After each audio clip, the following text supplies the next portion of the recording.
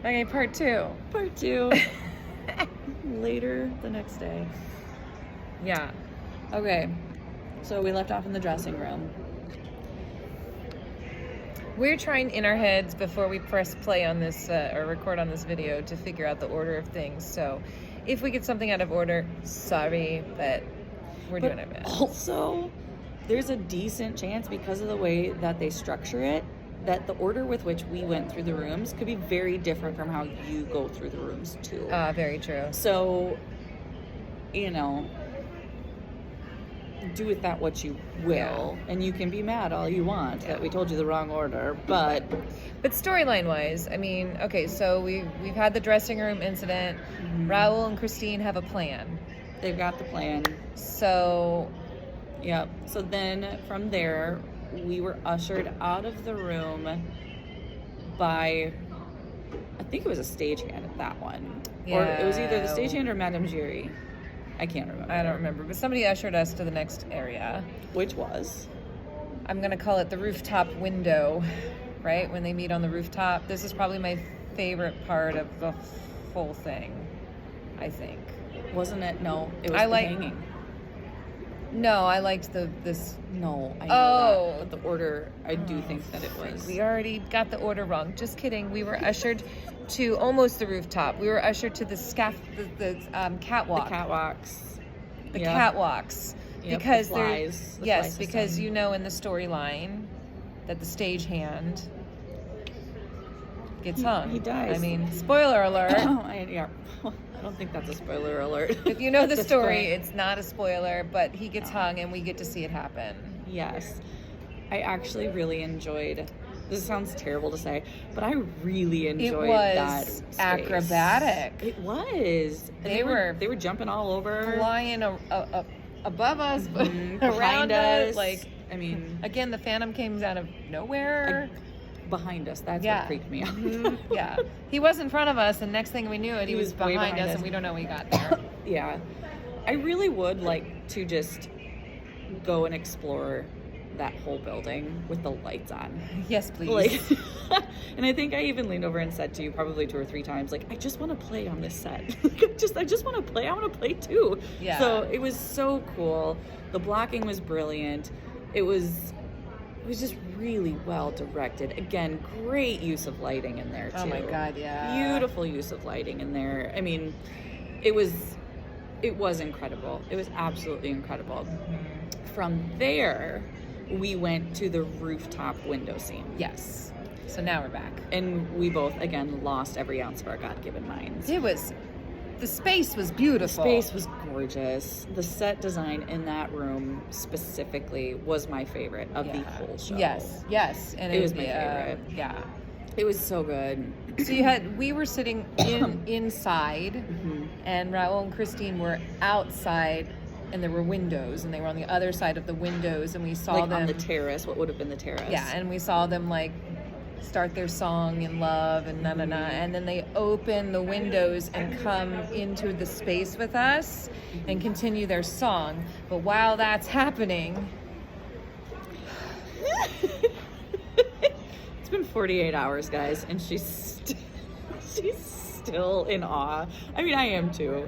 It really was beautiful. The Phantom appears again out of nowhere, but he's behind on the terrace. He's on the terrace behind the windows, and when he placed his 2 hands up against the windows and he leans in and watches, and you see his facial expression go to that sad place. Oh my God. It was so heartfelt and just, oh my God, I think that was the first time I actually cried. It was the second time I cried.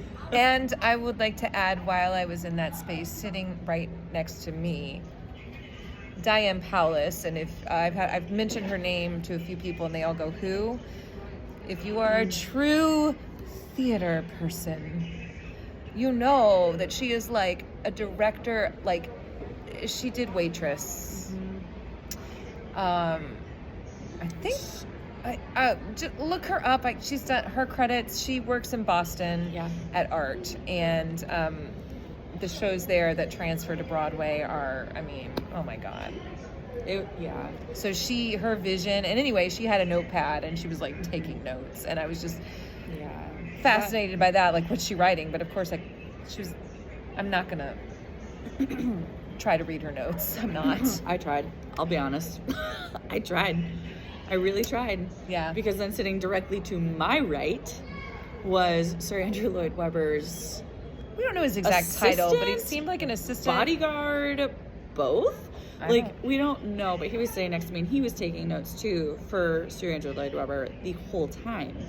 And so I tried to see what he was writing down. I saw nothing. It was so dark in there, and I didn't want to be like, "Hey, homie, what you writing?" What you writing? So I didn't see anything, but it was really cool to sit back with them all, and watch them watch everybody else watch the show. Yeah. And of course, three to my right was the Sir Andrew Lloyd Webber, and I think that the blocking in that scene and the staging of that in that whole room was my favorite and the standout. It going from the catwalks and directly into that softly, very dimly lit nightscape of a room, and then having what's the name of the song? It's their duet. Say you'll care for me. Say you love me. You know Promise me.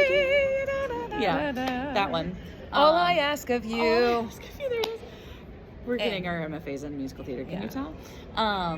So yeah, that whole song. That song was the majority of that room. But and then the Phantoms reprise, though. the blocking was just it was phenomenal. Beautiful. And their moment, their embrace, their kiss, like it was well done. I mean, oh my God. It was beautiful. It was the way that she used the window as a barrier, but also like a gateway to both parties' emotions was beautiful. Yeah. Do you know what I mean? Yeah. Like it was such a cool obstacle to use, and such at the same time, like I said, a really cool tool and gateway to use as well. Like it provided so much. It gave depth. It gave.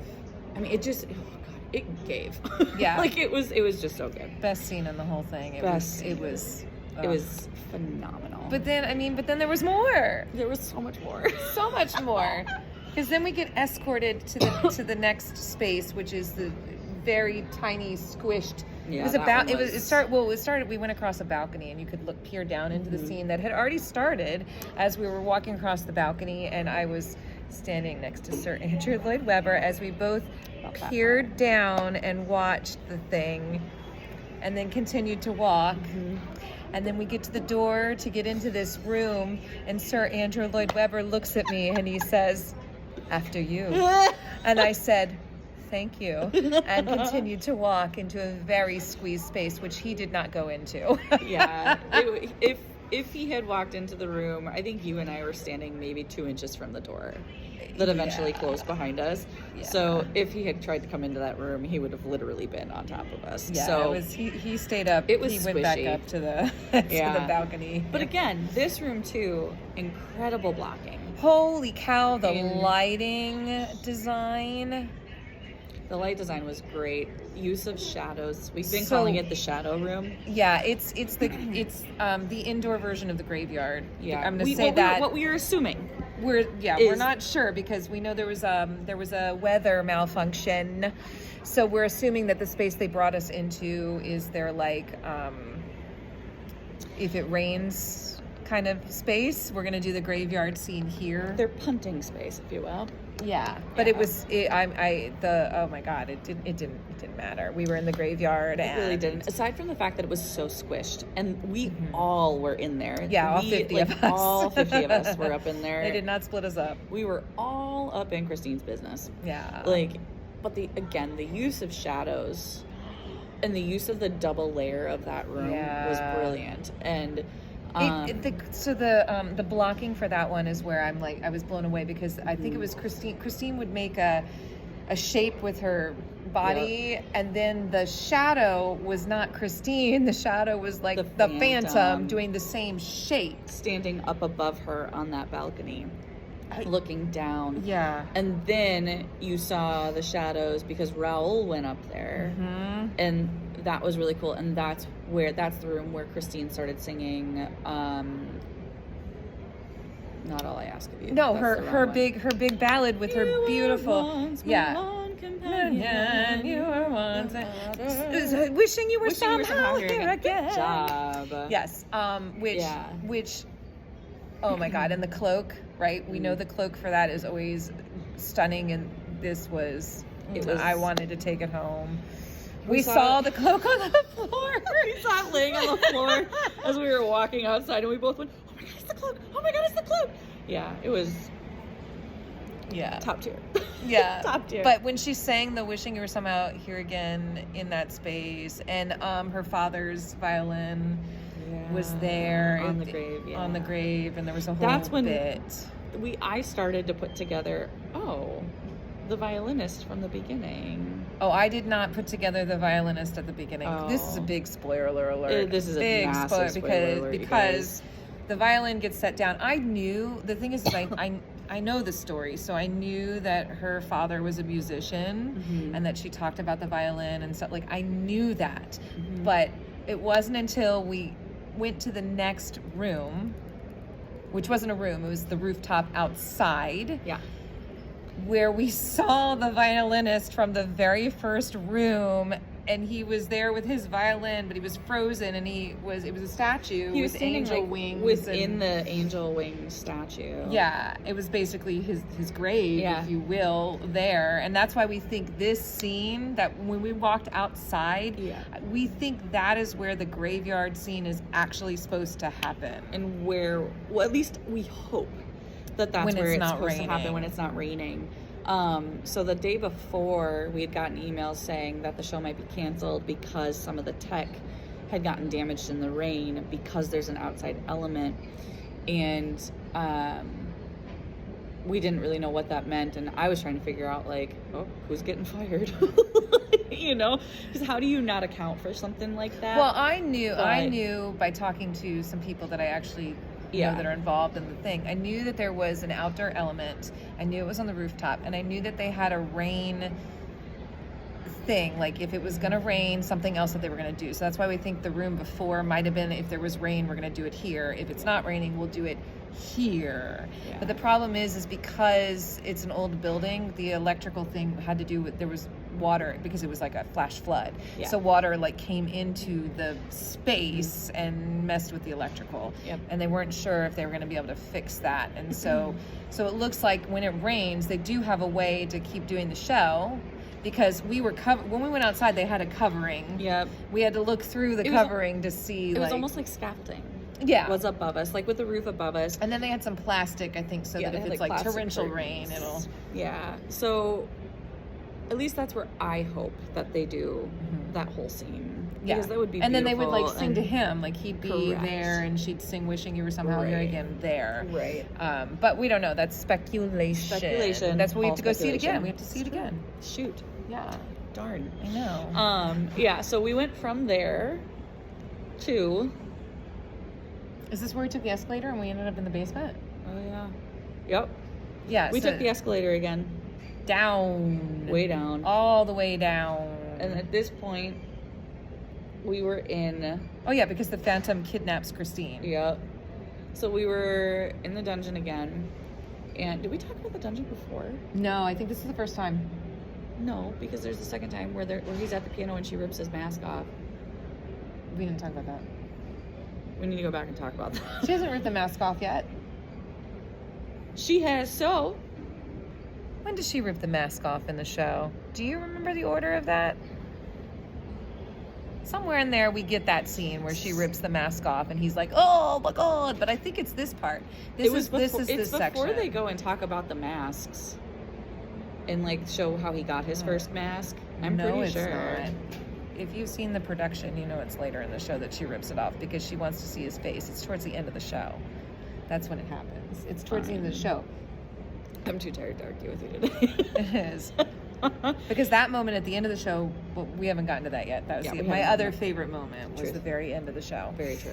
It was because of fandom. It was so good. Anyway. So he kidnaps her, takes her downstairs, and...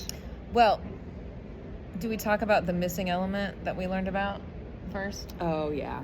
Okay, so apparently during this scene, there is a boat. No. It was earlier. No. This is when he takes... I know the order of this show. Okay. I've seen this show. When they go down to the basement for the first time, they're on a boat, and she's sleeping on the boat. She's passed out. And then he brings her to the bed, and that's where we ended up going. So we missed the boat. So for this one, what happened is we were going down the escalator, and we saw the Phantom on the boat. I know what I'm talking about.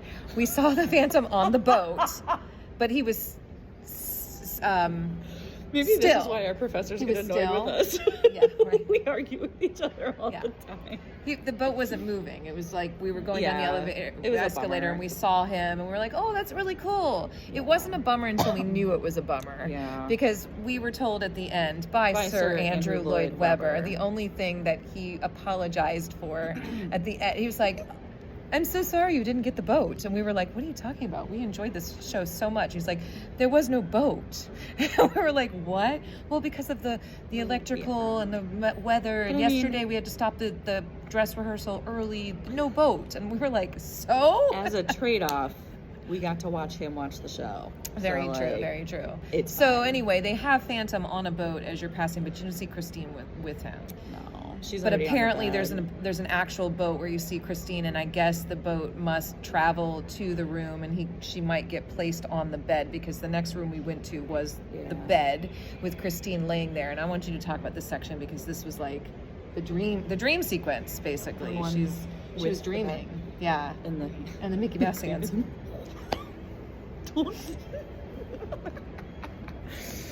But also she's not wrong. Yeah, but he had big hands. He did. Okay, so the bed.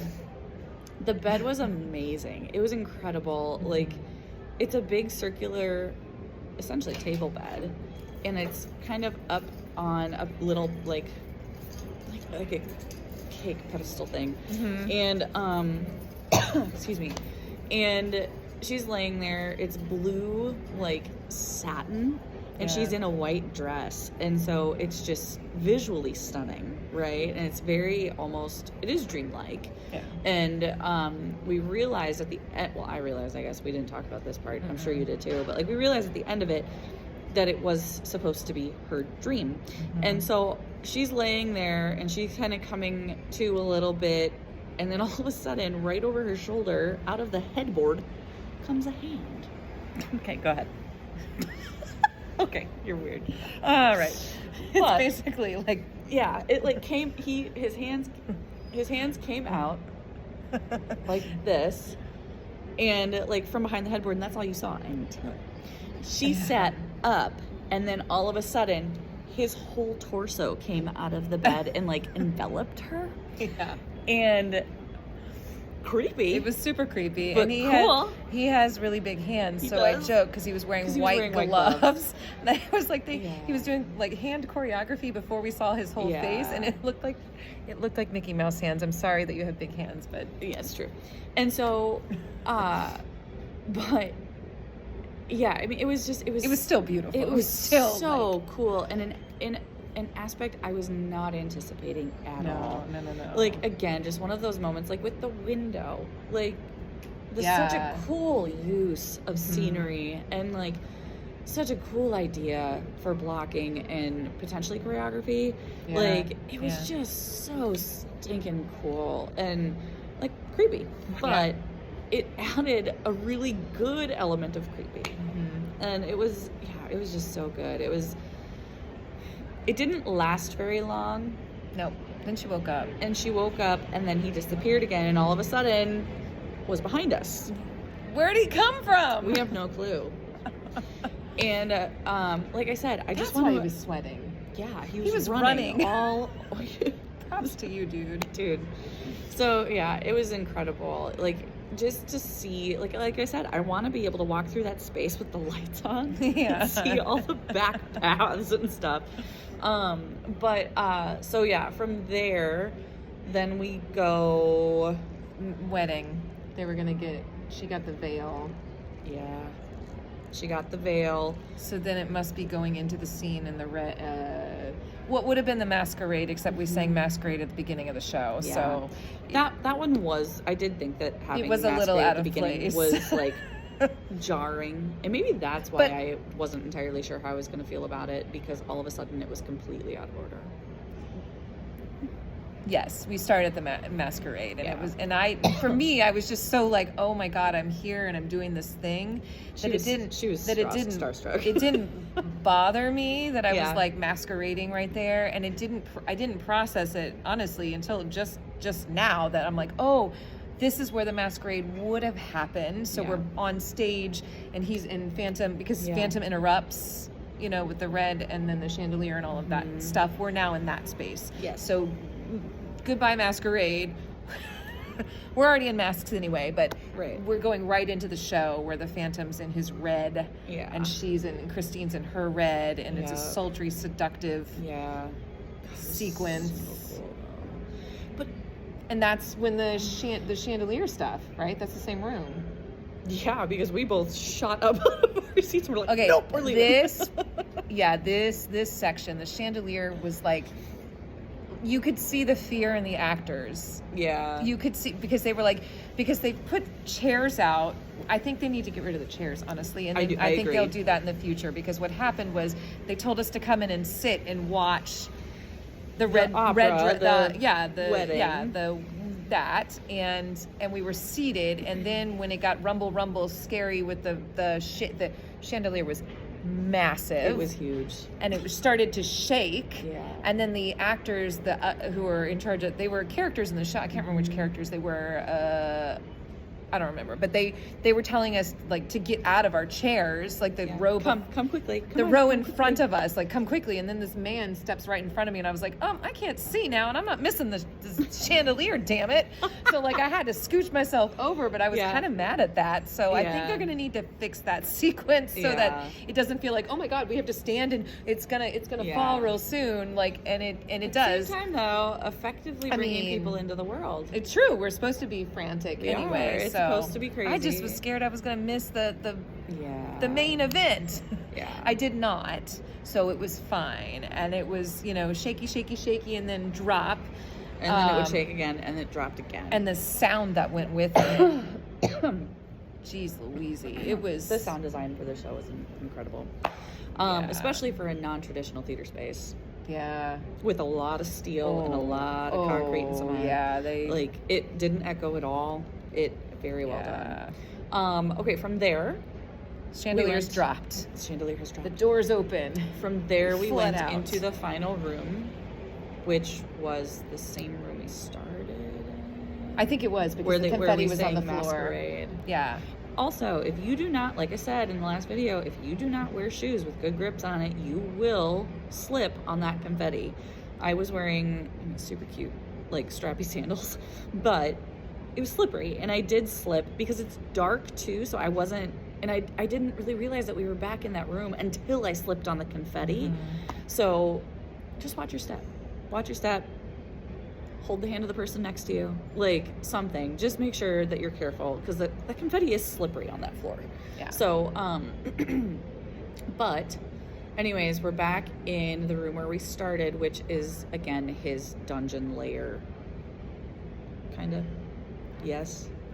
I mean, that's what I would call it. Yeah, Another I aspect mean, of the it's- dungeon lair thing. Sure. Yeah, I guess another more or space. less. We didn't go all the way back down. No. We just went into the space where the Masquerade originally happened. So it's Yeah. kind of like, we're gonna finish this thing because it became in the Same room. space, staged in a different room.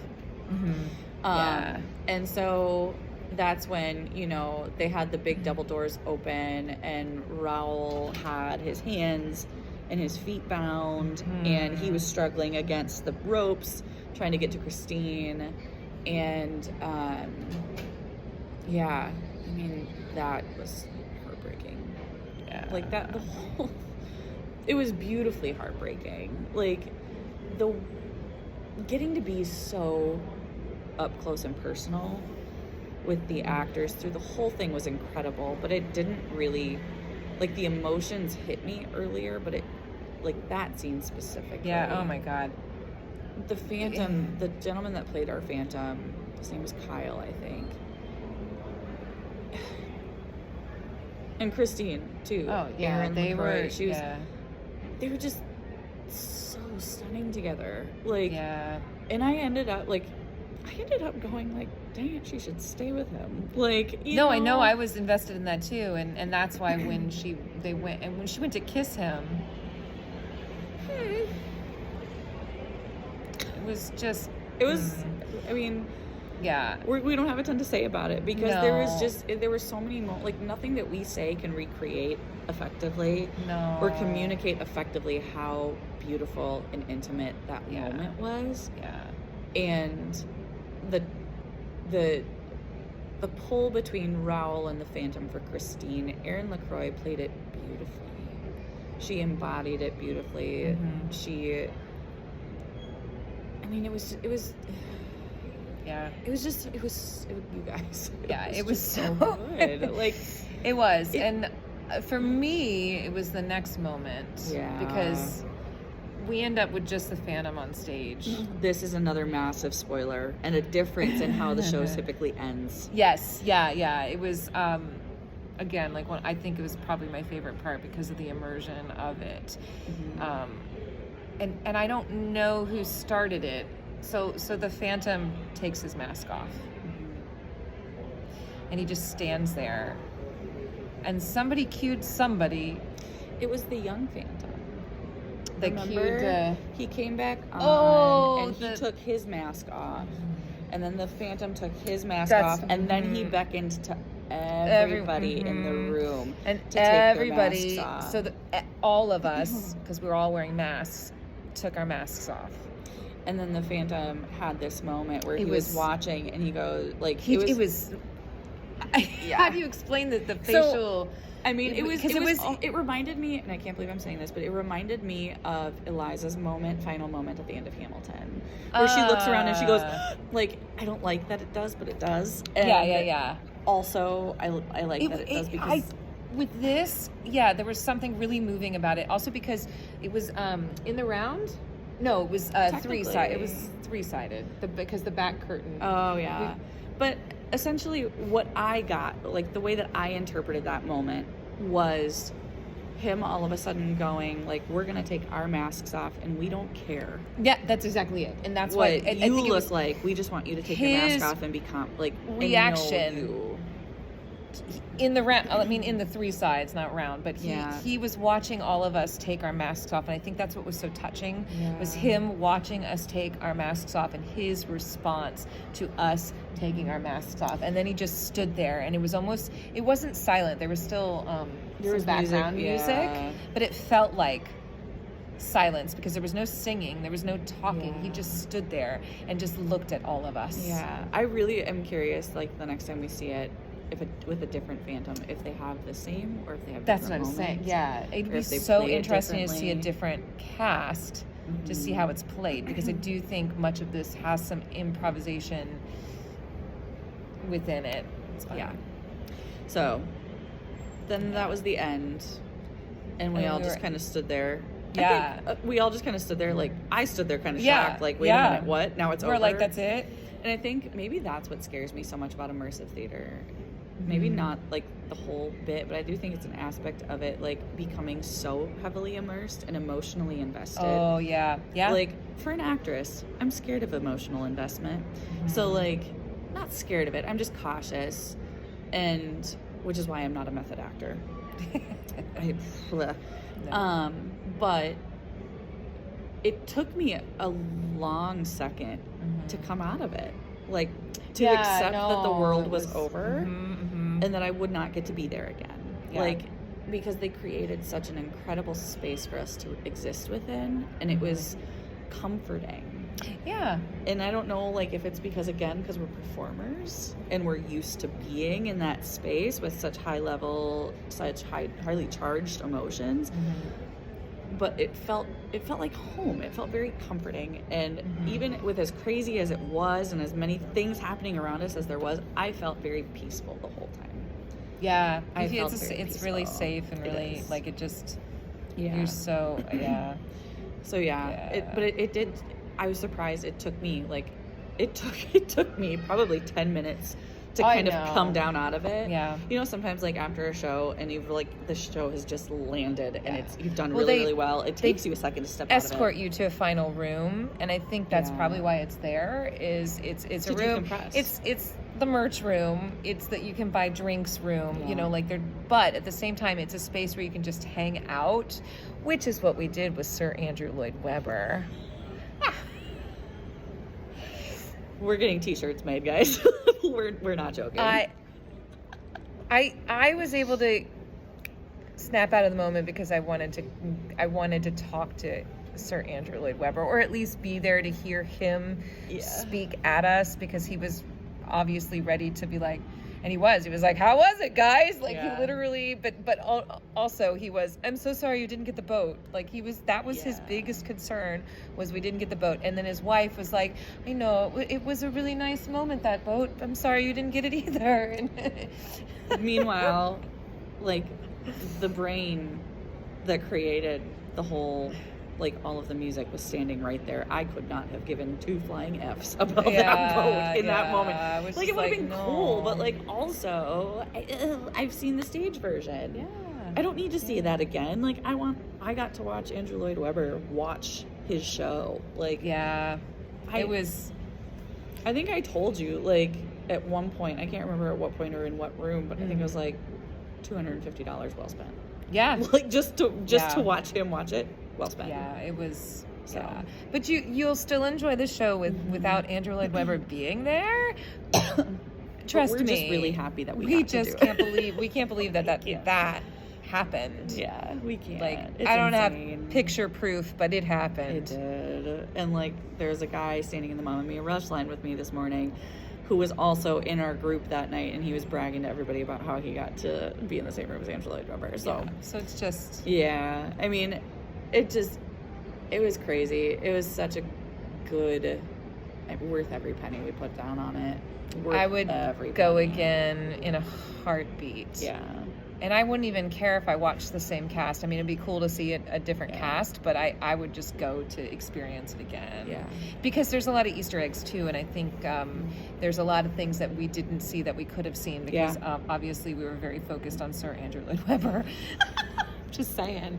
We experienced it, we did, but there were many times where the eyes would shift to him. Yeah, because can you imagine being those actors? The moment where we saw Christine see him, I am so impressed that she just kept going. Yeah. If it had been me, I cannot guarantee that I would have been able to keep. Yeah, it was so cool. It was like, and it was an added aspect. It wasn't the only aspect. It was just, it made it, I feel like it made the night more rich. Yes. Like it made me appreciate what I was seeing even more. Yeah. Having him there. Yeah. You know? Yeah. So that's all, folks. That's all she wrote. We're long-winded. We know we're long-winded. We don't care.